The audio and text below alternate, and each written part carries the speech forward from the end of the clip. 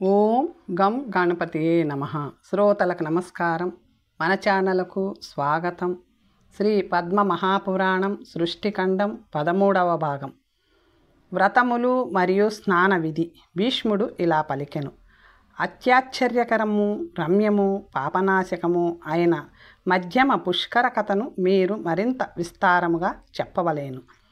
ఋషులు వర్ణించిన ఈ మధ్యమ పుష్కరము మహత్యము ఇచ్చట ఆచరించు క్రతువులు ఫలము, అలాగే విష్ణువు ఇచ్చట పాదములు ఉంచుట మొదలగు వివరములు అన్నీయును చెప్పవలేను. పులస్త్యుడు ఇలా పలికెను: పూర్వము రథాంతర కల్పంలో పుష్పవాహనుడు అనే రాజు ఉండేవాడు. అతడు లోక ప్రసిద్ధుడు, సూర్యుని వంటి తేజస్సు కలవాడు. అతని తపస్సుకు మెచ్చి బ్రహ్మదేవుడు అతనికి కోరిన చోటుకు తీసుకువెళ్ళే బంగారు తామర పువ్వును అనుగ్రహించెను. ఆ తామర పువ్వు సప్త ద్వీపములలోనూ యథేచ్ఛగా సంచరించుచుండెను. కల్పాదిలో దానిని ద్వీపము వలె ప్రజలు భావించిరి. అందుకే అది పుష్కర ద్వీపమైనది. ఆ పుష్పమే అతనికి వాహనమైనందున అతనిని పుష్పవాహనుడని దేవదానవులు పిలిచిరి. పుష్పవాహనునికి సాటి అయిన వారు ముల్లోకములో ఎవ్వరూ లేరు. అతని తపస్సు ప్రభావము వలన వేల కొలది స్త్రీలచే ప్రశంసింపబడిన లావణ్యవతి అతని భార్య అయ్యెను. శంకరునికి పార్వతి ఎలాగో ఈమె రాజుకు అలా ప్రియురాలయ్యెను. అతనికి ధర్మాత్ములు పరమశూరులు అయిన 10,000 మంది పుత్రులు కలిగిరి. వారిని చూసి రాజు గర్వపడుచుండెను. ఒకనాడు అతని మందిరమున కీర్తించిన పూజ్యుడు మునిశ్రేష్ఠుడు అయిన ప్రచేతస మహర్షితో ఇలా పలికెను: స్వామి, నాకు ఈ ఐశ్వర్యమంతా ఎలా వచ్చినది? దేవతలు మానవుల చేత పూజింపబడుటకు కారణమేమిటి? లక్ష్మీదేవి వంటి ఈమె భార్య కలుగుటకు కారణమేమిటి? నా తపస్సుకు మెచ్చి బ్రహ్మదేవుడు ఈ పద్మగృహమును అనుగ్రహించెను. అందులో 100,000,000 మంది రాజులు, వారి మంత్రులు, ఏనుగులు, రథములు ప్రజలతో ప్రవేశించినను వారు తెలుసుకోలేరు. నక్షత్రములకు, గ్రహములకు, సూర్యుడు మరియు చంద్రుని కిరణములను, ఆకాశ సంచారకులకు కూడా ప్రవేశింప శక్యము కానిది. ఎటు వెళ్ళినదో గుర్తింపరానిది, గగనంలో స్వేచ్ఛగా సంచరించున్నది అయిన ఈ దివ్య విమానము నాకెట్లు లభించినది? పూర్వజన్మలో ఏ తల్లి కడుపునో పుట్టి ఈ లోకులు అందరికంటే ఎక్కువ పుణ్యమును చేసినందువలన వీటన్నిటినీ పొందితినా? లేక నా పుత్రులే అటువంటి పుణ్యము చేశారా? లేక నా భార్య అటువంటి మహాపుణ్యం చేసినదా? ఓ మునిసత్తమ, నా యందు దయతో చెప్పవలేను. రాజు మాటలు విన్న ప్రచేతనుడు, రాజా, పూర్వజన్మలో నీవు చేసిన పుణ్యప్రభావం ఇది. ఆ అద్భుత చరిత్రను నీకు చెప్పెదను, విను. పూర్వము నీవు అతి ఘోరమైన వేటగాని కులంలో జన్మించావు. పాపము దినదినము ప్రవర్ధమానం అయినది. నీ శరీరం అంతటా దుర్గంధపూరితమైనది. జంతువుల వలె నీ శరీరమునందు గోరులు పెరిగినవి. నిన్ను చూసుకోవటానికి నీకు స్నేహితుడు, తల్లి, కొడుకు, సోదరుడు, సోదరి మరొకరు కానీ ఎవ్వరూ లేరు. అప్పుడు నీకు ఈ స్త్రీ చాలా ఇష్టురాలై నీతో స్నేహంగా ఉండెను. ఒకసారి ఘోరమైన అనావృష్టి కలిగినది. ఆకలిచే పీడితుడవైన నీకు తినడానికి ఏమీ దొరకలేదు. అప్పుడు పద్మములతో నిండిన సరస్సును చూచితివి. ఆ పద్మములను కోసుకొని వాటిని అమ్మటానికి విదిశాపురమునకు వెళ్ళితివి.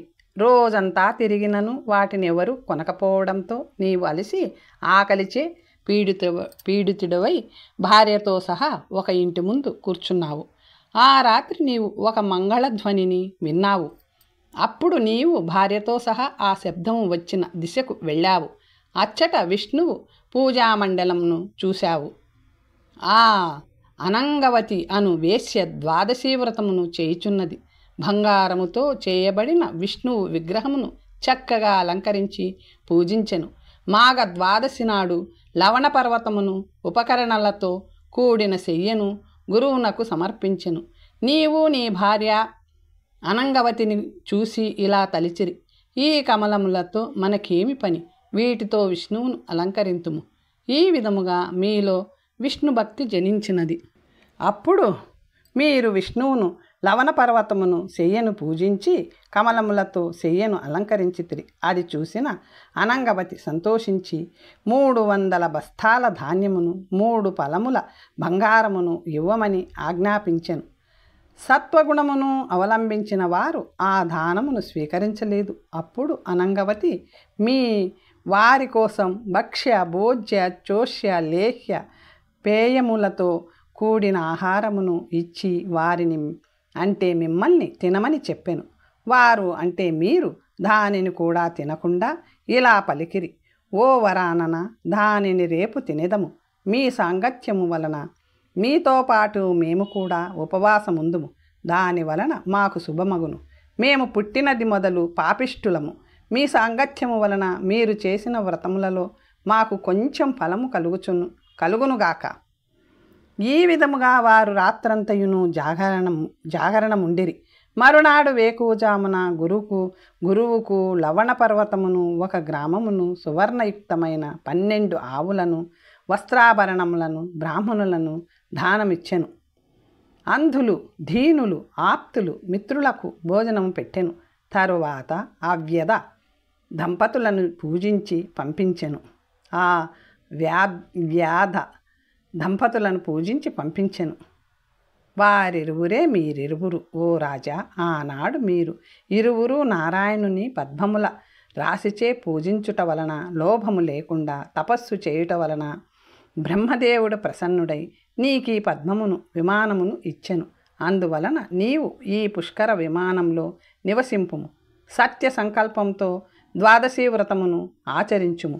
నీకు మోక్షము తప్పక కలుగును అని పలికి ముని అచ్చటనే అంతర్ధానమయ్యెను. పుష్కర వాహనుడు కూడా ముని చెప్పినట్లే చేసెను. ఓ రాజా, ఇది చేసిన వానికి వ్రతభంగము కలుగదు. క్రమము తప్పకుండా 12 ద్వాదశులు ఈ విధముగా ఆచరించవలేను. ఓ రాజా, తన శక్త్యానుసారము విప్రులకు దానం ఇయ్యవలెను. జ్యేష్ఠ బ్రాహ్మణులకు 1 గోవును, మధ్యమమునకు భూమిని, కనిష్ఠునకు బంగారమును దానం ఇయ్యవలెను అని స్మృతులు చెప్పినవి. మొదటిది బ్రహ్మకు, రెండవది విష్ణువుకు, మూడవది రుద్రునకు చెందినది. మీరు ముగ్గురు బ్రాహ్మణులలో వసింతురు. దీనిని ఎవరు శ్రద్ధగా వింటారో చదువుతారో వారు అనేక సంవత్సరములు స్వర్గములు వసింతురు. ఇక వ్రతములలో ఉత్తమమైన వ్రతం గురించి చెప్పెదను. ఈ వ్రతము మహాపాతకములను నాశనము చేయును అని రుద్రుడు చెప్పెను. 1 ఏడాది పాటు నక్తము రాత్రిపూట మాత్రము భోజనం చేయుట ఆచరించి 1 బ్రాహ్మణ కుటుంబానికి గోవు, బంగారము, చక్రములు, త్రిశూలమును దానమియ్యవలెను. ఇలా చేసిన వాడు శివలోకమును పొందును.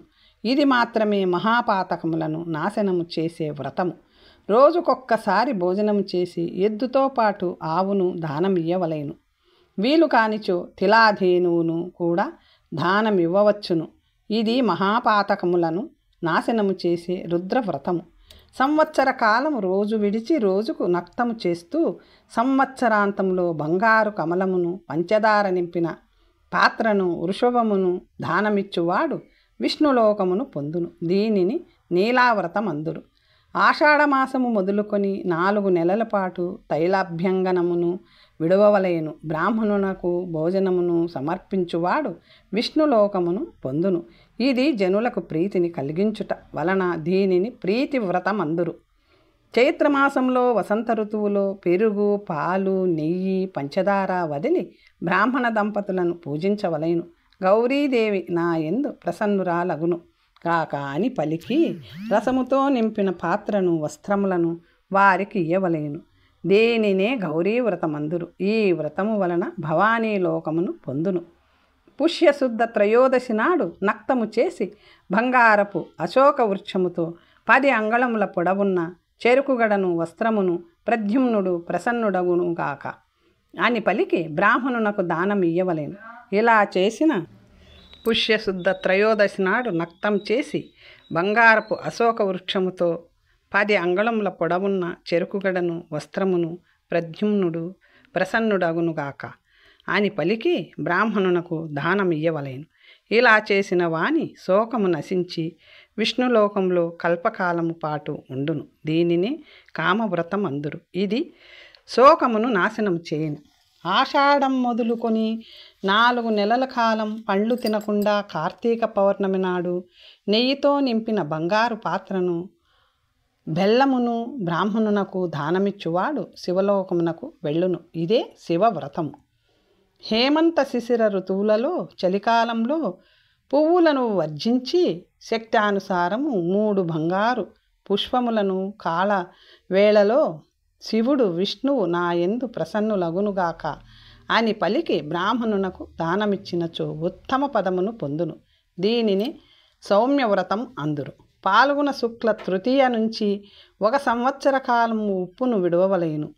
సంవత్సరం గడిచిన పిమ్మట భవాని నా యందు ప్రసన్నురాలగునుగాక అని పలికి శయ్యను ఉపకరణలతో కూడిన గృహమును బ్రాహ్మణ దంపతులకు దానము చేసినచో వారు గౌరీలోకమును పొందుదురు. దీనిని సౌభాగ్యవ్రతము అందురు.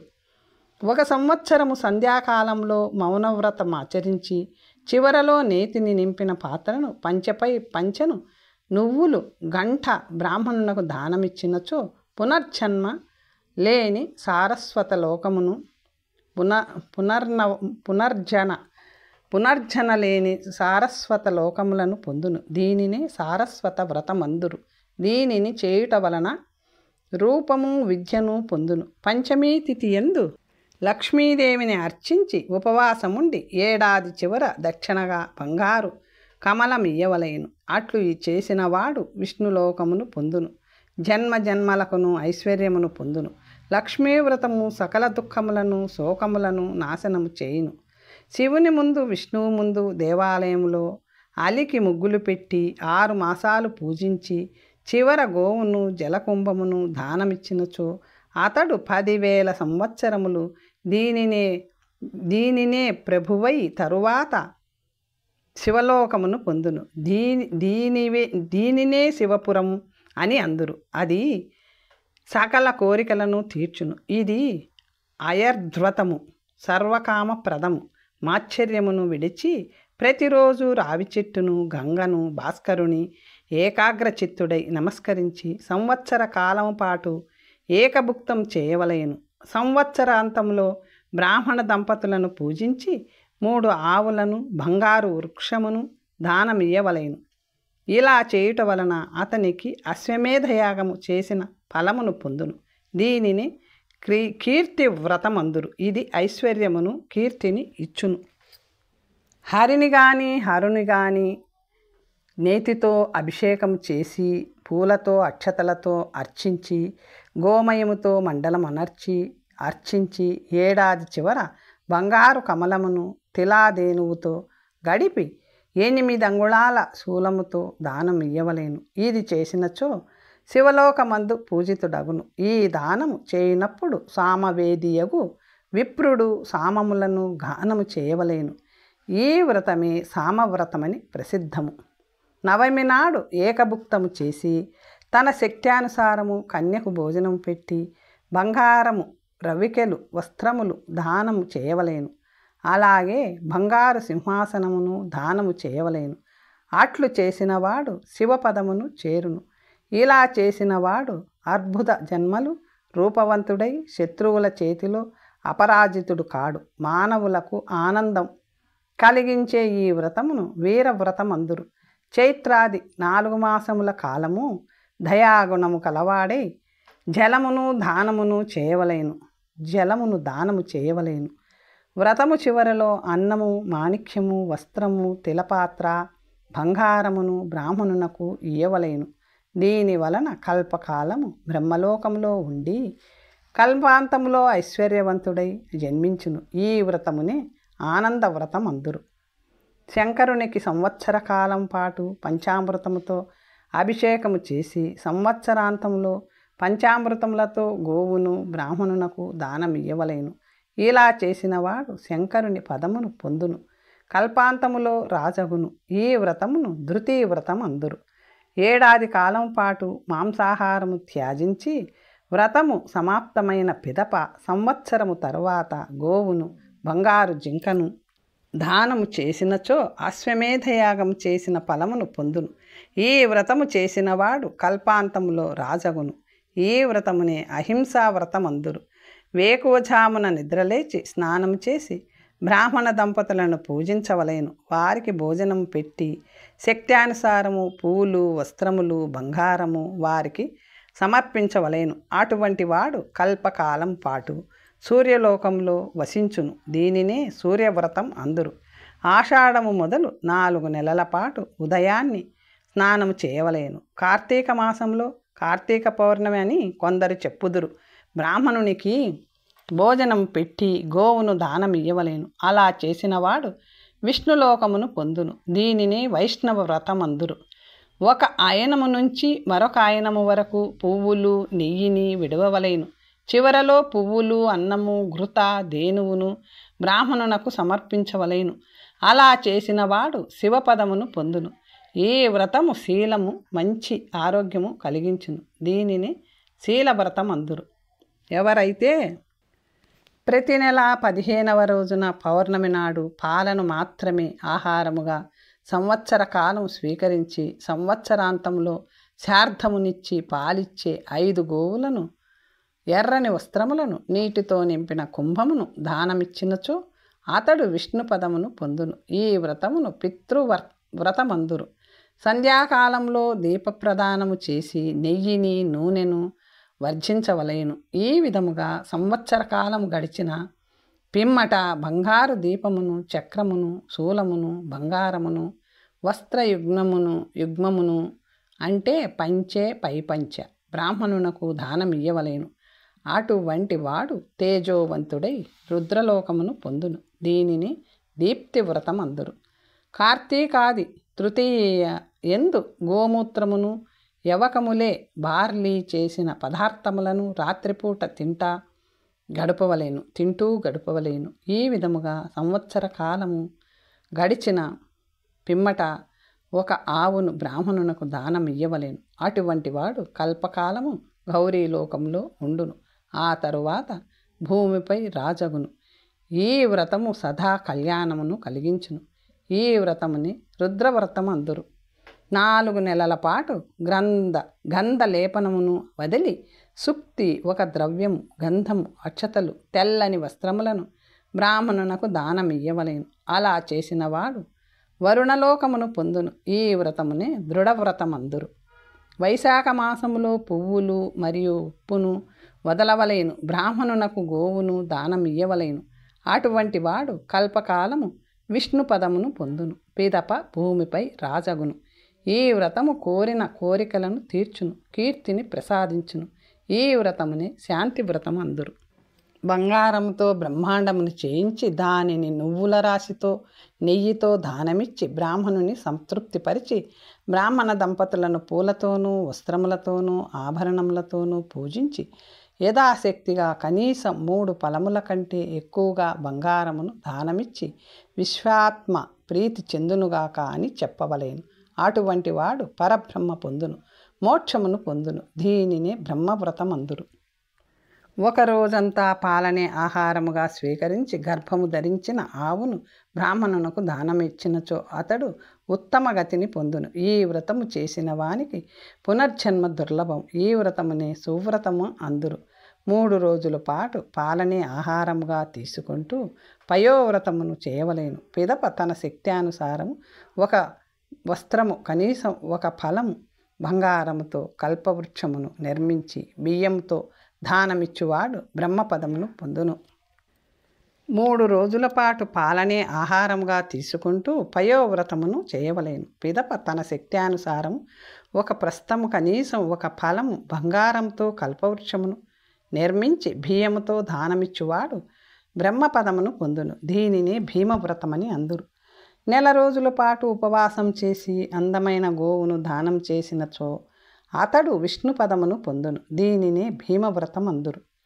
1 రోజు పాటు పాలనే ఆహారంగా స్వీకరించి కనీసం 20 ఫలముల బంగారంతో భూమిని నిర్మించి బ్రాహ్మణునకు దానం ఇయ్యవలేను. అటువంటి వాడు రుద్రలోకంలో పూజితుడగును. ఇది 700 కల్పముల కాలము ధనమునిచ్చును.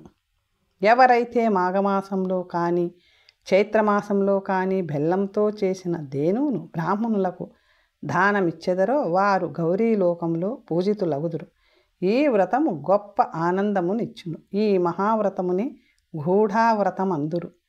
పక్షము అంటే 15 రోజుల పాటు ఎవరైతే ఉపవాసం చేసి 2 కపిలగోవులను దానమిచ్చునో బ్రాహ్మణునకు అతడు సురుల చేతను అసురుల చేతను పూజితుడై బ్రహ్మలోకమును పొందును. కల్పకాలము తరువాత భూమిని పాలించే రాజగును. దీనిని ప్రభావ్రతం అందురు. సంవత్సర కాలం పాటు రోజుకొక్క పూట భోజనం చేస్తూ సంవత్సరాంతమున జలకుంభంతో బ్రాహ్మణునికి ఇవి భోజనం పెట్టువాడు కల్పకాలము పాటు శివలోకంలో నివసించును. దీనిని వ్రతమందురు. ఎవరైతే సంవత్సర కాలం పాటు అష్టమి నాడు రాత్రిపూట మాత్రము భుజించి సంవత్సరాంతమున బ్రాహ్మణునకు గోవును దానమిచ్చును అతడు ఇంద్రలోకమునకు వెళ్ళును. దీనిని సుగతి వ్రతమని అందురు. ఎవరైతే వర్షాకాలంలో బ్రాహ్మణునకు ఇంధనము, నెయ్యి, గోవును దానమిచ్చునో అతడు మరణానంతరము పరబ్రహ్మను పొందును. ఈ వ్రతము సకల పాపములను నాశనం చేయును. దీనిని వైశ్వానర వ్రతమందురు. ఎవరైతే సంవత్సర కాలం పాటు ఏకాదశి నాడు రాత్రిపూట మాత్రము తింటూ సంవత్సరాంతమున ఒక బంగారు చక్రమును బ్రాహ్మణునకు దానమిచ్చును అతడు విష్ణుపదమును పొందును. ఈ వ్రతము వలన రాజ్యమును పొందును. దీనిని కృష్ణవ్రతమందురు. పాలను మాత్రమే ఆహారముగా స్వీకరిస్తూ 2 గోవులను దానమిచ్చువాడు లక్ష్మీలోకమునకు వెళ్ళి కల్పకాలము పాటు అక్కడే వసించును. దీనిని దేహవ్రతమందురు. సప్తమి నాడు రాత్రిపూట మాత్రము భోజనం చేస్తూ సంవత్సరాంతమున పాలనిచ్చే మంచి గోవును బ్రాహ్మణునకు దానమిచ్చిన వాడు సూర్యలోకమునకు వెళ్ళును. దీనినే భానువ్రతమందురు. చలికాలంలో చతుర్దశి నాడు రాత్రిపూట మాత్రము భుజించవలేను. వ్రతాంతములో బ్రాహ్మణునకు 2 గోవులను దానమివ్వవలేను. ఈ వ్రతము చేయుట వలన శివలోకము ప్రాప్తించును. దీనిని వైనాయక వ్రతమందురు. చాతుర్మాస్యములో మహాఫలములను కాకరకాయ మొదలగునవి అని కొందరు చెప్పుదురు. వదిలి వ్రతాంతమున 2 గోవులను 2 బంగారు ఫలములను బ్రాహ్మణునకు దానమిచ్చినచో సూర్యలోకమును పొందును. దీనిని సౌర వ్రతమని అందురు. ఎవరైతే 12 ద్వాదశులు ఉపవాసం చేసి పూజించి తన శక్త్యానుసారము బ్రాహ్మణునకు గోవు, వస్త్రములు, బంగారమును దానమిచ్చువాడు పరమగతిని పొందును. దీనిని విష్ణువ్రతం అందురు.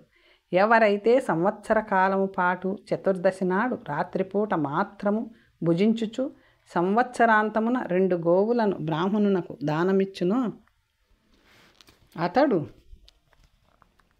బ్రహ్మలోకమును పొందును. దీనిని వారవ్రతమందురు.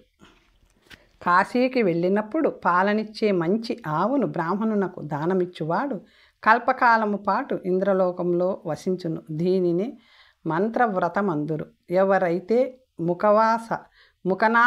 ముఖనాశమును అంటే నోటిని పరిమళభరితము చేయుటకు ఉపయోగించే ద్రవ్యము సంవత్సర కాలము విడిచి సంవత్సరాంతమున బ్రాహ్మణునకు గోవును దానమిచ్చువాడు వరుణలోకమును పొందును. దీనిని వరుణావ్రతమందురు. చాంద్రాయణ వ్రతమును ఆచరించువాడు బంగారంతో చేసిన చంద్రుని బ్రాహ్మణునికి దానమిచ్చువాడు చంద్రలోకమును పొందును. దీనిని చంద్రవ్రతమందురు. ఎవరైతే జ్యేష్ఠమాసంలో పంచాగ్నుల మధ్యలో కూర్చొని తపస్సు చేసి మాసాంతంలో బంగారు గోవును అష్టమి నాడు కానీ చతుర్దశి నాడు కానీ దానమిచ్చునో అతడు స్వర్గమును పొందును. దీనిని రుద్రవ్రతమందురు. తృతీయ నాడు శివాలయములో విధిపూర్వకంగా శివుని పూజించి బ్రాహ్మణునకు గోవును దానము చేసినచో అతడు శివలోకమును పొందును. దీనిని భవానీ వ్రతమందురు.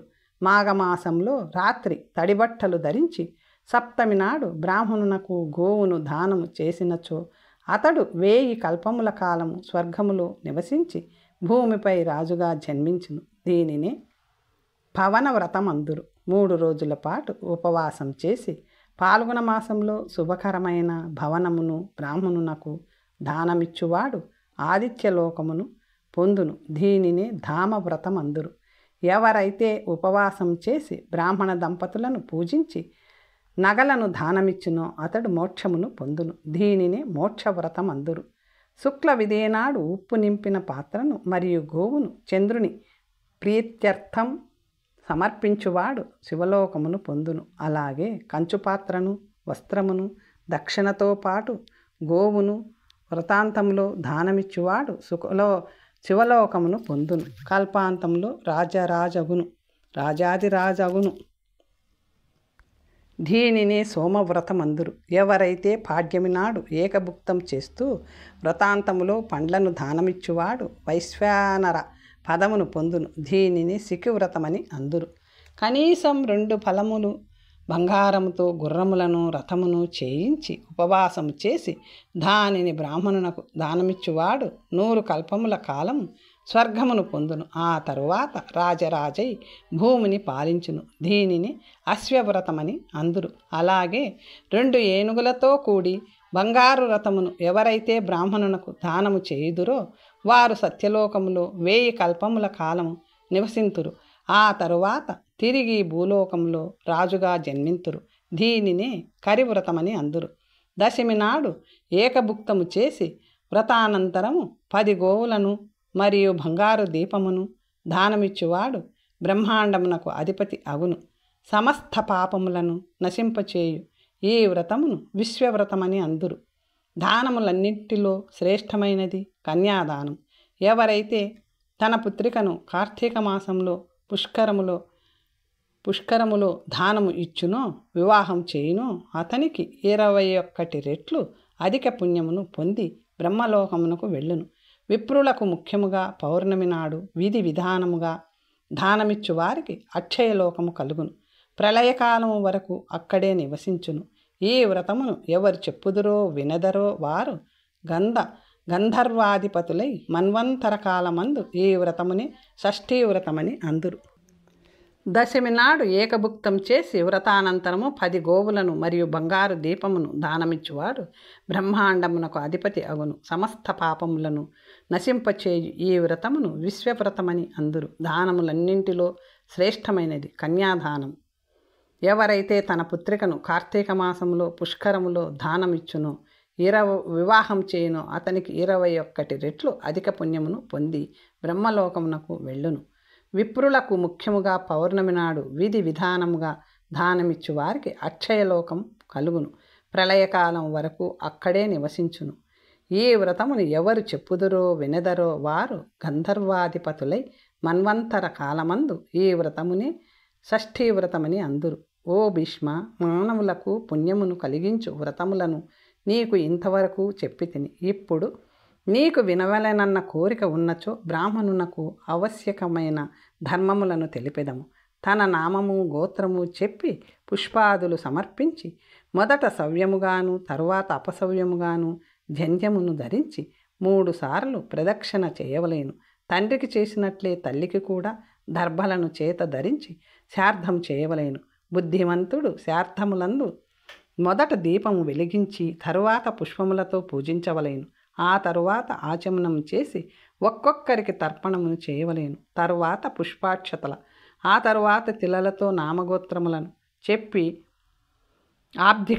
ఉదకమును సమర్పించవలేను. తన శక్త్యానుసారం దక్షిణలు ఇవ్వవలేను. గోవులను, భూమిని, బంగారమును, వస్త్రములను, శయ్యను, ఇంకా తన పితరులకు ఇష్టమైన వస్తువులను బ్రాహ్మణునకు దానం ఇయ్యవలేను. లోభము చూపించకుండా పితృదేవతలకు ప్రీతి కలిగించవలేను. స్వధ మంత్రములతో విశ్వదేవతలకు ఉదకము సమర్పించి బ్రాహ్మణులను పూజించి వారి ద్వారా ఆశీర్వచనములు పొందవలేను. పితరులు నాయందు స్నేహము కలవారగుదురు కాక అని కర్త పలుకగా బ్రాహ్మణులు అట్లే అగునుగాక అని చెప్పవలేను. వంశవృద్ధి కలుగునుగాక. ఆ కర్త అనగా బ్రాహ్మణులు అట్లే అగునుగాక అని చెప్పవలేను. పిదప స్వస్తివచనములు పలికి భక్తితో పిండములను పైకెత్తవలేను. బ్రాహ్మణులు వెళ్ళునంత వరకు మిగిలినది అట్లే ఉండవలేను. తరువాత గృహబలి అనగా భూతాదులకు దానిని సమర్పించుట చేయవలేను. భూమి మీద మిగిలి ఉన్న పిండము మృత్యులకు చెందినదని చెప్పుట వలన దానిని వారికి పెట్టవలేను. వ్రతములు లేనివారికి, పుత్రులు లేనివారికి, స్త్రీలకు కూడా ఇది ఉచ్చేషణము. మిగిలిన పిండము పితృదేవతలచే పూర్వము ఏర్పరచబడినది. ఆ తరువాత ఆ చోట ముందుగా నిలబడి చెంబు చేతిలో పట్టుకొని వాజే వాజే అను మంత్రమును జపించుచు కుశాగ్రముతో బ్రాహ్మణులను పంపించవలేను. ఇంటి వెలుపల ప్రదక్షిణము చేసి భార్యా పిల్లలు బంధువులతో 8 అడుగులు వారితో వారిని సాగనంపవలేను. తరువాత వెనక్కి వచ్చి మంత్రపూర్వకముగా అగ్నికి ప్రదక్షిణ చేసి వైశ్య దేవమును చేయవలేను. ఆ తరువాత నిత్యము సమర్పించు దానిని సమర్పించవలేను. వైశ్వ దేవము ముగిసిన పిదప భృత్యులతో పుత్రులతో బంధువులతో అతిథులతో కలిపి పితృదేవతలు ఆరగించి మిగిల్చిన దానిని తినవలేను. ఉపవీతుడు కానివాడు కూడా పర్వదినములలో సాధారణ శార్థమును చేయవలేను.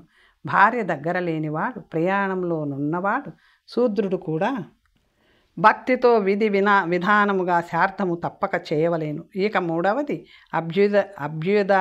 అభ్యుదాయకమైన వృద్ధి శార్థము. ఇది సమస్త ఐశ్వర్యములను ప్రసాదించును.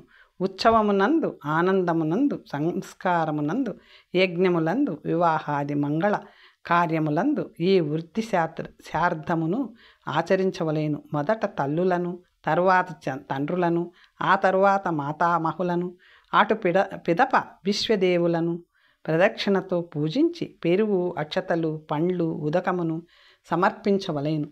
తూర్పు ముఖముగా కూర్చుని పూర్వజులకు పురాతములకు పిండమును సమర్పించవలేను. చక్కగా అయినది అని కర్త పలుకగా అవును చక్కగా అయినది అని విప్రులు చెప్పవలేను. ఆ 2 బ్రాహ్మణులకు వస్త్రాదులు సమర్పించవలేను. ఆ తరువాత ద్విజులచే మంగళ వచనములు చెప్పించవలేను. శూద్రుడు కూడా ఇదే విధముగా వృద్ధి శార్థము ఆచరించి నమస్కరించి మంత్రపూర్వకంగా దానమివ్వవలేను. శూద్రునకు దానమివ్వడమే ప్రధానమని చెప్పబడినది.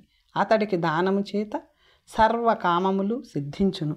విష్ణుపాదమును బుట్టితివి, అందువలన వైష్ణవి విష్ణువు నీ దేవత కావున పుట్టినప్పటి నుంచి మరణం వరకు మమ్ము పాపముల నుండి రక్షించుము.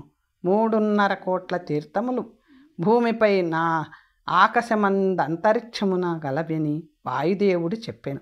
జాహ్నవి నందిని అని దేవతలు నిన్ను పిలుచుచుందురు. గంగానదిలో స్నానము చేయనప్పుడు దక్ష, పృథ్వీ, సుభుగ, విశ్వకాయ, సీత, విద్యాధర, సుప్రసన్న, లోకప్రసాదిని, క్షేమ, జాహ్నవి, శాంతప్రదాయిని అను నీ పావన నామములను స్మరించవలేను. లోకప్రసాదిని అను నీ పుణ్యనామములు స్నానమందు కీర్తింపవలేను. అప్పుడు త్రివతగామిని భూమి, ఆకాశం, పాతాళములందు ప్రవహించున్నది మనకు దగ్గరగును. 2 చేతులు దగ్గరకు చేర్చి సంపుటము నదీ జలమును చేతిలో తీసుకొని ఈ నామములను 7 సార్లు చెప్పి చేతిలోనున్న నీటిని 3, 4, 5 లేదా 7 సార్లు తలపై చల్లుకోవలేను. ఆ తరువాత మన్నును తీసుకుని ఓ అశ్వక్రాంత, రథక్రాంత, విష్ణుక్రాంత, వసుంధర, మృత్తిక, నా పాపము హరింపుము, చేసిన చెడు పనిని హరింపుము. పూర్వము వరాహ రూపంలో అవతరించిన 1000 చేతులు విష్ణువుచే ఉద్ధరింపబడితివి. ఓ సువ్రతే, యజ్ఞమునకు అరణివలే సమస్త లోకముల ఉద్భవమునకు కారణము నీవు. నీకు నా నమస్కారములు అని చెప్పి స్నానం ఆచరించి ఆ తరువాత ఆచమనం చేయవలేను. పిదప శుభ్రమైన వస్త్రములను ధరించి 3 లోకములను తృప్తిపరచుటకు తర్పణము లివ్వవలేను. మొదట బ్రహ్మకు, తరువాత విష్ణువుకు, ఆపై రుద్రునకు, ప్రజాపతులకు తర్పణాలు ఇవ్వవలేను. ఆ తరువాత దేవ, యక్ష, నాగ, గంధర్వ, అప్సర గణాములకు, క్రూర సర్పములకు, సుపర్ణులకు, చెట్లకు, విద్యాధరులకు, జలంధరులకు, ఆకాశములో సంచరించు వారికి, నిరాధారులకు, పాపరతులు, ధర్మాత్ములకు జలమును వదులుచున్నాను అని పలికి తర్పణము చేయవలేను. ఉపవీతము ఎడమ భుజంపై కుడి చేతి కిందికి వచ్చున్నట్లు జంధ్యము ధరించి దేవతలకు నిలీతము అంటే హారము వలె జంధ్యమును మెడలో ధరించి మానవులకు, ఋషులకు, ఋషిపుత్రులకు భక్తితో తర్పణములు ఇవ్వవలేను. ఋషులు ఎవరంటే సనకుడు, సనందుడు, సనాతనుడు, కపిలుడు, అసురి, ఓడ, పంచశిరుడు, నేను సమర్పించిన జలము ఋషులందరూ సదా తృప్తిపడుదురుగాక అని చెప్పవలేను. అలాగే బ్రహ్మ ఋషులైన మరీచుడు, అత్రి, అంగీరసుడు, పులస్త్యుడు, పులోహుడు, క్రతువు, ప్రచేతనుడు, ప్రచేతసుడు, వశిష్ఠుడు, భృగువు మరియు నారదునకు అక్షతలతో కూడిన జలముతో తర్పణ చేయవలేను. ఆ తరువాత జంధ్యమును అపసవ్యముగా ధరించి కుడి మోకాలు నేల కానించి అగ్నిష్పాతులు, సౌమ్యులు, అవిష్మంతులు, ఉష్మపూలు, సుఖాలినులు, బర్షిషదులు, ఆద్యపులు మొదలగు పితృదేవతలకు భక్తితో నువ్వులు, చందనముతో, జలముతో తర్పణము చేయవలేను. ఆ తరువాత చేతిలో దర్భలు పట్టుకొని తన పితరులను ప్రాచీనాభీతిగానే పితామహాది వర్గమును వరుసగా నామగోత్రాదులను చెప్పుకొని మాతామహ వర్గమును, ఈ జన్మమునందలి బంధువులు, ఇతర జన్మములందు బంధువులైన వారందరూ తృప్తి నందుదురుగాక, నేను ఇచ్చే ఉదకము కాంక్షించు వారందరికీ తృప్తి కలుగునుగాక అని అక్షతలతో భూతలమునందేనిచ్చు నేనిచ్చు నీ ఉదకములచే తృప్తి చెందుదురుగాక అని భక్తితో తర్పణము ఇయ్యవలయను. పితృతర్పణమైన తరువాత ఆచమనం చేసి ముందు యథావిధిగా పద్మమును లిఖింపవలయను. తరువాత పూలు, అక్షతలు, నువ్వులు, రక్తచందనముతో సూర్యనామములు చెప్పుచు సూర్యునికి అర్ఘ్యం ఇవ్వవలేను. ఆపై విశ్వరూప అనునది మొదలు ప్రభాకర వరకు సూర్యనామములు చెప్పి సూర్యభగవానునికి నమస్కరించి 3 సార్లు ప్రదక్షిణము చేసి బ్రాహ్మణుని, గోవును, బంగారమును చూసి వారిని ముట్టి ఇంటికి వెళ్ళవలేను. తన ఇంటిలో పూజ గదిలో ఉన్న మూర్తిని పూజింపవలేను. తరువాత బ్రాహ్మణులు భోజనం పెట్టి వారు తిన్న పిదప తాను భోజనం చేయవలేను. ఈ విధి చేత ఋషులందరూ సిద్ధిని పొందుదురు. తరువాత కథ వచ్చే భాగంలో తెలుసుకుందాం. నమస్తే.